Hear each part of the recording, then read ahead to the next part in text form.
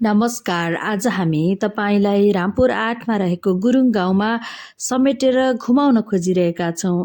तपाईंलाई थाहा छ गुरुङ समुदायले तमु लोसार पर्व मनाउने गर्दछ, जसमा समुदायको मौलिक नयाँ वर्षको रूपमा यसलाई मनाउने गरेको पाइयो, जुन प्रकृति, समय र जीवन चक्रसँग गहिरो रूपमा जोडिएको पर्वको रूपमा मनाउने गरिन्छ।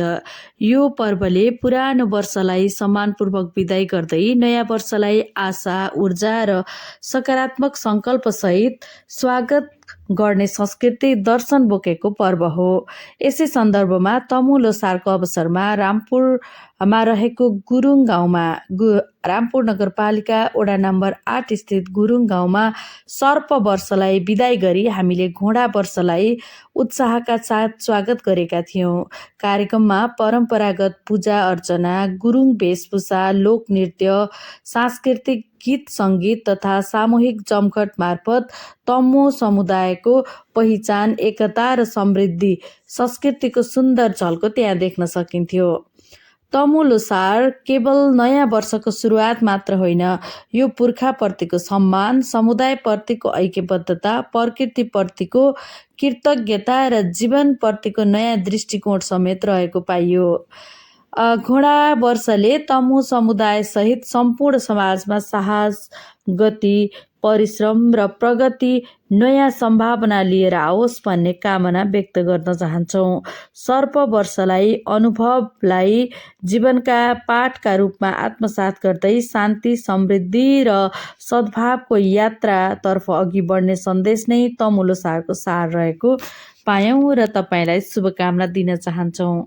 तपाईले हाम्रो यो भिडियो अन्तर्गत देखिरहनु भएको छ। तमु लोसारमा हामी त्यहाँ पुगिसकेपछि त्यहाँको आतिथ्यता, त्यहाँको संस्कार चाहिँ भिन्नै थियो। यस विषयमा केही कुरा? यतिखेर हामी तमु लोसार पर्व हिजो पौष 15 तर 3 दिनसम्म मनाउने भन्ने हुँदो रहेछ गुरुङ समाजमा। त्यस्तै हाम्रो यो पाल्पा रामपुरको वडा नम्बर 8 मा रहेको यो गुरुङ गाउँमा छौँ हामी। आज यहाँ पनि गुरुङ समुदायले तमु लोसारको विविध कार्यक्रमको समेत आयोजना गरेको हुँदा हामीलाई पनि शुभ निमन्त्रणा गरेर हामी पनि वडा नम्बर 8 को गुरुङ गाउँमा हामी छौँ। कला, संस्कृति र परम्पराले धनी, पृथ्वीको पूजा गर्ने, आफ्नो कुल पितृलाई सम्झिने र प्रकृतिलाई माया गर्ने समुदाय गुरुङ समुदायसँग बसेर उहाँहरूको नयाँ वर्ष अन्तर्गतको नयाँ वर्ष मनाएका छौँ। गुरुङ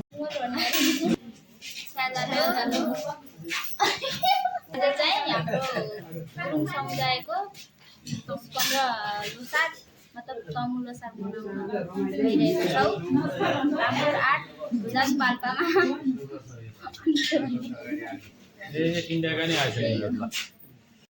तपाईहरू कसैले अंग्रेजी नयाँ वर्ष मनाउने तयारी गर्दै हुनुहुन्छ, बनाइरहनु भएको छ, कसैले अरू विविध तयारीहरू गर्दै हुनुहुन्छ। तर हामी भने हाम्रै संस्कार, संस्कृति र परम्परा अनुसार रहेका हाम्रा दाजुभाइ दिदीबहिनीहरू जो हामीसँगै हाम्रो देशमा कला, संस्कार र संस्कृतिलाई जगेर्ना गर्दै आइरहनु भएको छ, फरक किसिमको पर्व तमु लोसार पहिलो पटक मनाउने अवसर मिल्यो र यो अवसरका लागि रामपुर 8 मा रहेको गुरुङ गाउँलाई धेरै धन्यवाद दिन चाहन्छु। उहाँहरूले निकै मिठो आतिथ्यता दिनुभएको थियो र सँगसँगै त्यहाँ 2 जना लाउरेहरू आउनुभएको रहेछ। त्यो लाउरेहरूलाई सम्मान गर्ने कार्यक्रम पनि त्यो दिन भइरहेको थियो। एकदमै नयाँ र नौलो किसिमले त्यहाँ कार्यक्रमहरू भइरहेको थियो, नाचगान, रमाइलो। अनि अर्को एउटा कुरा चाहिँ के रहेछ भने त्यहाँ सबैजना दिउँसोमा आफ्नो आफ्नो काम गर्नुभयो, साँझ सबैका घरका कुखुराहरू भित्र पसिसकेपछि ढोका लाएर एउटै ठाउँमा जम्मा भएर गाउँभरिकाले रमाइलो गर्ने चलन रहेछ। त्यही अन्तर्गत हिजो हामी पर्यौं र अरूले बनाएको अंग्रेजी वर्ष जे भए पनि हामीले चाहिँ प्रकृति प्रेमी गुरुङ समुदायसँग बसेर तमु लोसार मनाएर उहाँहरूको पर्व जस्तै सर्प वर्षलाई बिदाई गरेर घोडा वर्षको शुभारम्भ गर्यौं। जसरी घोडाको साहस बढ्छ, साहस हुन्छ र परिश्रम र प्रकृतिको सम्भावना हुन्छ, त्यस्तै गरी यो वर्ष आओस्। शुभकामना।